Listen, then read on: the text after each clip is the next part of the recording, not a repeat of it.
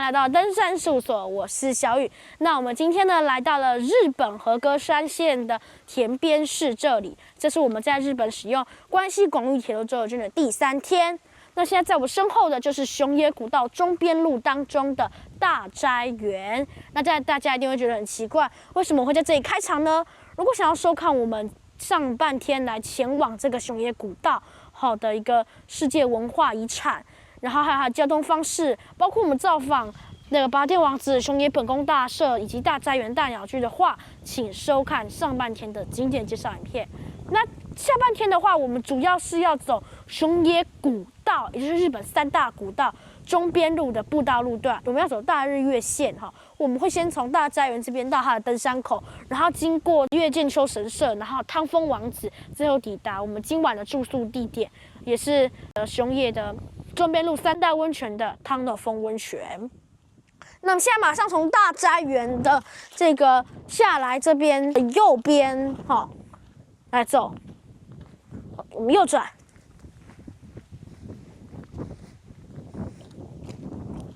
这边有一条河，然后我们再从这边转进来，向右转。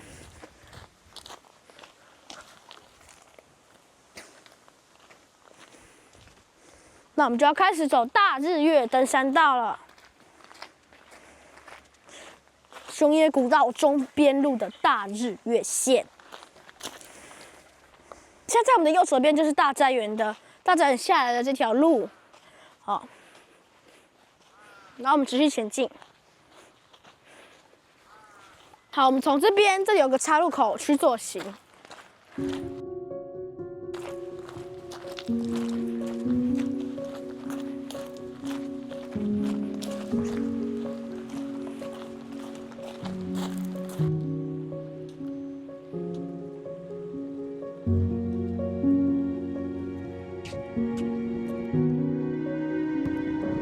走木板桥越过河。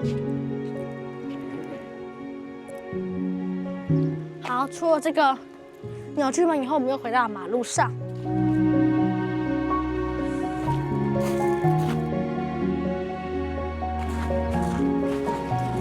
然后我们去左行。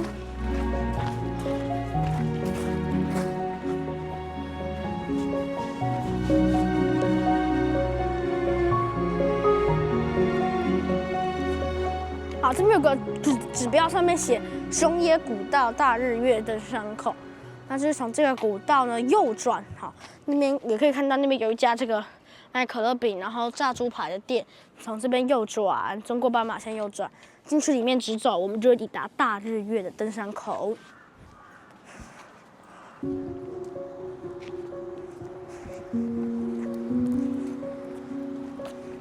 这个熊野古道呢，它几乎呢快要涵盖整个和歌山县的这个山区了，所以它其实是面积很大的，有非常多条的这个朝圣路线啊，也有经典的路线，比如说中边路啊、伊势路啊这些等等。但因为我们的时间有限，所以我们只会待在这边2天。那我们现在走的就是中边路，然后呢的其中的一条大日月线而已。好，我们这边左转，熊野古道左转。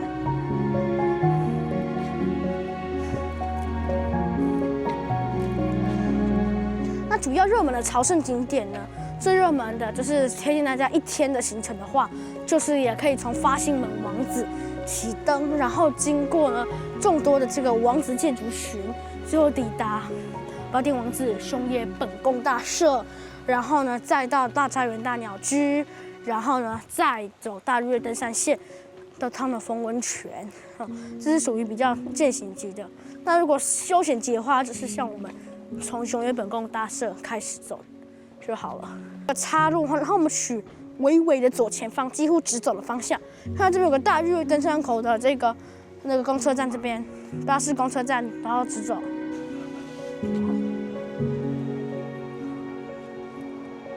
这里呢就是登山口了。好，来到熊野古道中边路大日月线的登山口。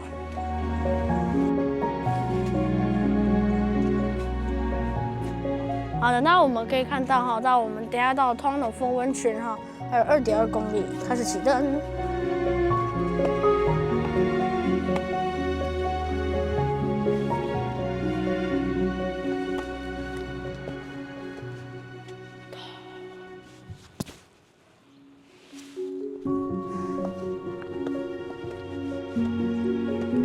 首尾古道在日本非常知名，是联合国教科文组织世界文化遗产之一，并且呢，也是这个日本3大古道。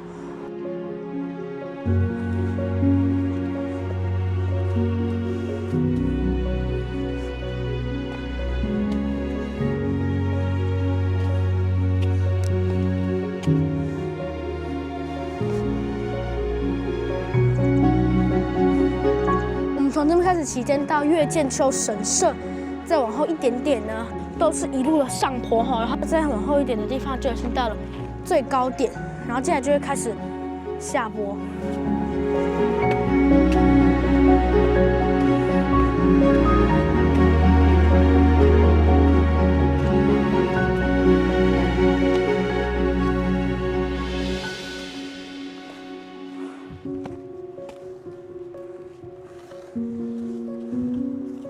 好，继续往上走。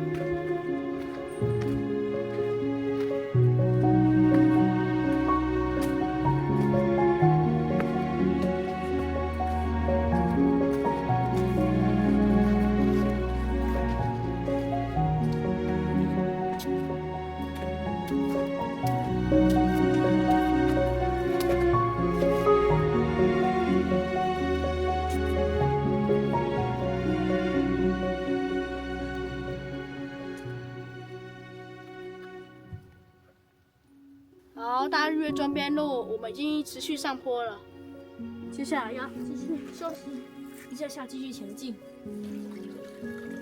哇，这个神木都高可参天呐，看起来应该都有数百年以上的历史。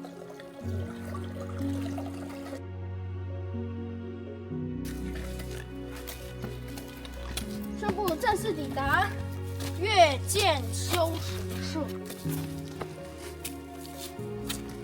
好，我们抵达了月见丘神社，在这边直接参拜。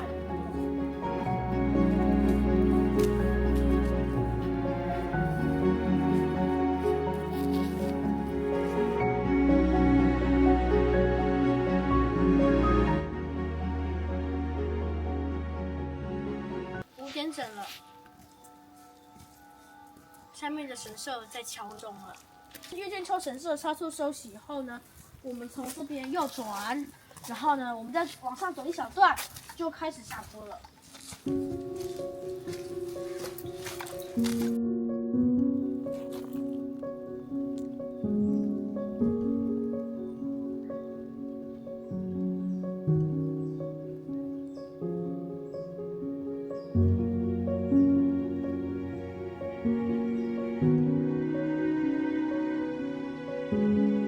我们从这边往上一段之后，到制高点，接下来就会开始下坡，然后最后呢，经过鼻堑地藏，然后到这个汤丰王子终抵汤的丰温泉。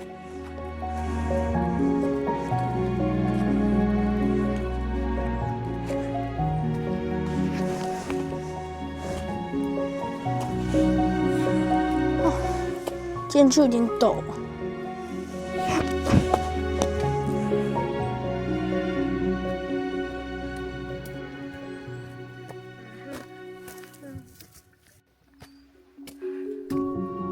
我们走了1公里了，持续上坡中，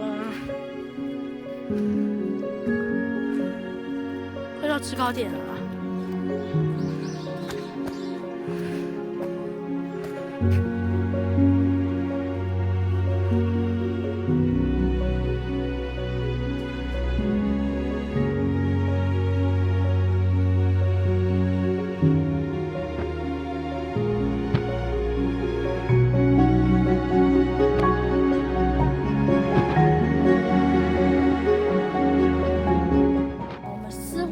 已经到达了最高点，那我们接下来开始下坡。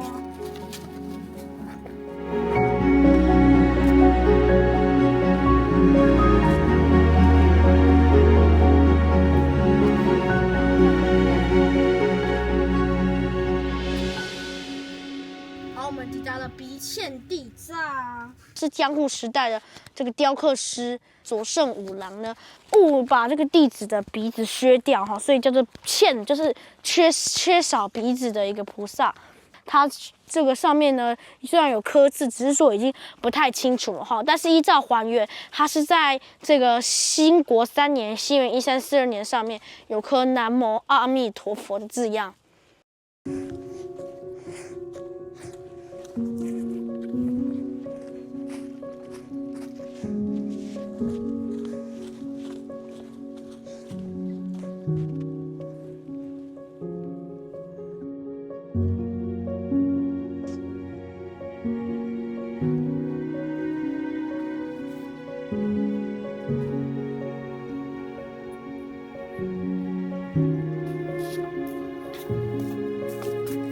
那这个步道其实它真的比较算是原始一点哈，都没有铺石头路，就是这种泥土的哈，所以要小心沙子或者是这个小石头进去，小碎石。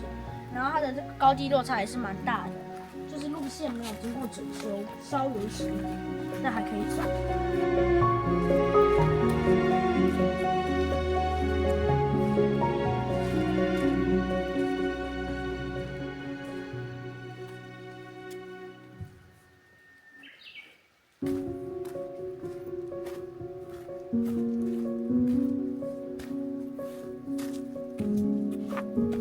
我们已经到了第3个点哈，这边好像是通讯点哈，他们110警察局、19消防局跟我们一样，应该是我们其他的。好，那接下来就是往下走哦。现在时间已经5点50，接近6点了，所以我们要赶快下到汤的旁边去。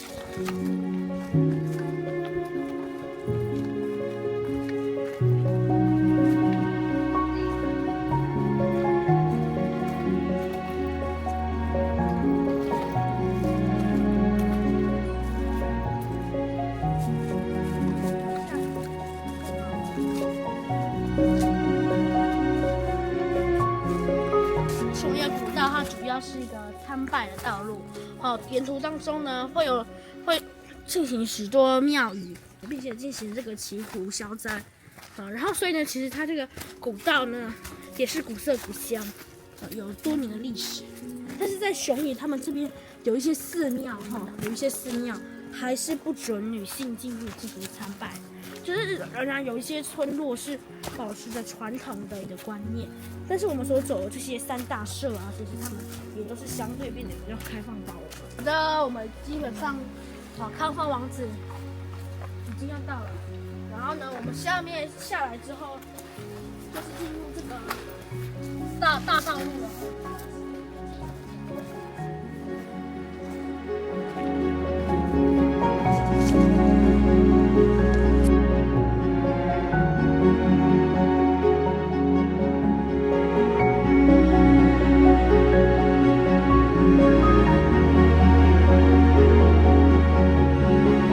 好，在50公尺就抵达汤和风温泉。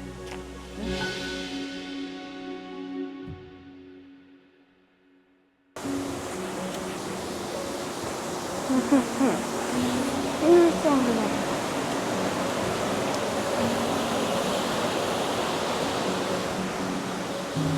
好，我们这是抵达汤和风温泉。好，我们终于到了汤和风温泉了。这边的溪谷可以看到，其实是非常多这些温泉泉水，天然的浴场环境哈。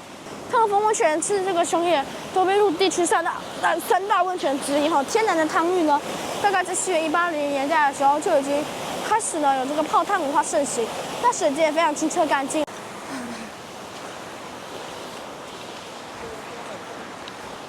那我们现在准备讲我们的民宿。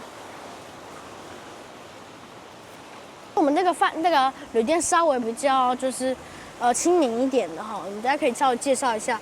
我们现在这边哈，汤和风温泉的巴士站在这里。然后呢，汤和风温泉刚才已经讲过，是西元180年的时候就发现这边有这个温泉水，是日本算是非常古老的这个温泉。然后呢，它也有它这个水温最高可以到93度哈，并且呢，这个汤屋都是这个有名的。然后我们这边除了这里的话，它这边还有公众浴汤哈。那公众浴汤的话，旁边有个东光寺。然后我们所住的这间饭店是这里，叫做阿都玛亚所，所以我们等下会从这边过桥到现在我们所住的这个民宿哈。然后这边周边就是好，还有一些汤桶。那从这边可以，就是例如说拿你的这个蛋来这边煮哈，好，然后我们的这边的饭店民宿基本上它都有这个公共的浴池哈，对面就是公众浴汤了哈。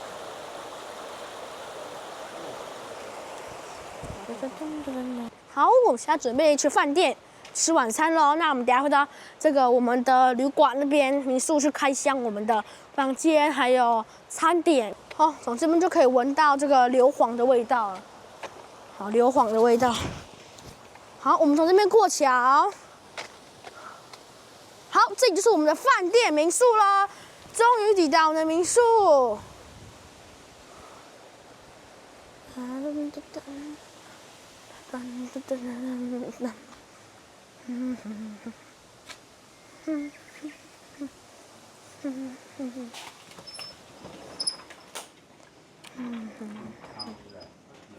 好的，我们沿着楼梯来到2楼。好，现在马上来开箱我们住的3人房。好，首先我们可以看到这边，就是比较传统的一个坐垫，然后桌子、茶杯、水壶，然后还有一个小电视，然后有衣架悬挂的地方、毛巾啊这些等等的。啊，这里就是榻榻米，然后我们睡觉的地方，跟这里有这个柜子，有其他额外的床垫啊什么的。好，我们等一下就要来开箱6点半的晚餐。这里的美食还不错。我们还点了一些饮料。那我们这样总共是含早餐跟晚餐这里是含早晚餐的，再加上饭店的住宿，总共是5800元台币。然后以上就是我们饭店的开箱。然后这里有免费的 WiFi 可以使用。噔噔噔噔。